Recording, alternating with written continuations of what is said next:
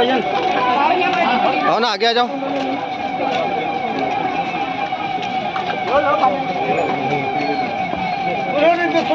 निवडणूक आहे, लोकसभा इलेक्शन.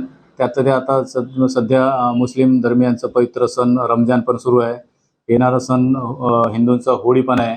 याचं एकदम लक्षात घेता रूट मार्चची आवश्यकता आहे, असा आमच्या वरिष्ठ अधिकाऱ्यांनी CP सरांनी एलंडे मॅडमनी यांनी दिलेल्या सूचनेनुसार आणि ॲडिशनल CP यांच्या मार्गदर्शनात DCP सर स्वतः ACPंना घेऊन, तसेच BSFचे कमांडंट, सहाय्यक कमांडंट, त्यांचे 50 अंमलदार, तसेच CRPFचे असिस्टंट कमांडंट, त्यांचे 48 अंमलदार, असे जवळपास 100 आणि त्यांचे अधिकारी असे सेंट्रल फोर्स होते.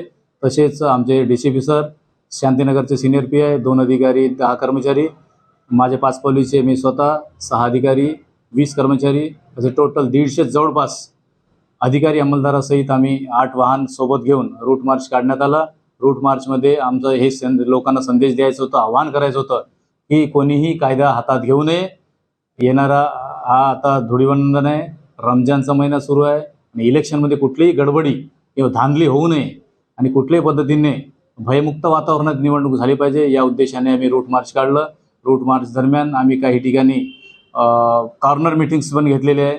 म्हणजे कुठल्याही हालतीत कोणत्याही पद्धतीने कायदा हातात कोणी घेणार नाही, याचं आम्ही एक रूट मार्च शक्ती प्रदर्शन केलेलं आहे. चुकीनं काही कमी जास्त लोकांनी कायदा हातात घेतले तर आम्ही एवढे लोक कुठल्या पद्धतीने आम्ही कायद्यानुसार त्यांना बिमोड करू, त्याच्यासाठी हा संदेश देण्यासाठी कालचा रूट मार्च काढण्यात आला.